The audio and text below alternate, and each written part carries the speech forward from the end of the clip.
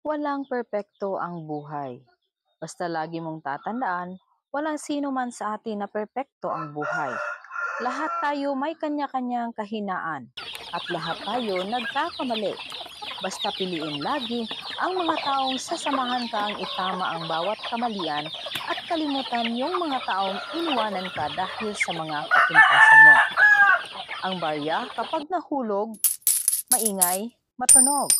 Ang perang papel, kapag nahulog, tahimik, walang tunog.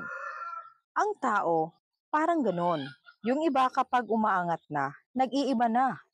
Dapat parang pera lang. Kapag tumaas ang halaga, tahimik at magpakumbaba.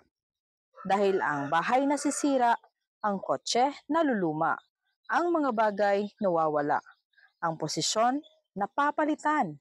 Kaya tandaan mo, ang buhay ay parang gulong lang. Matuto tayong magpakumbaba at huwag mang-apak ng kapwa.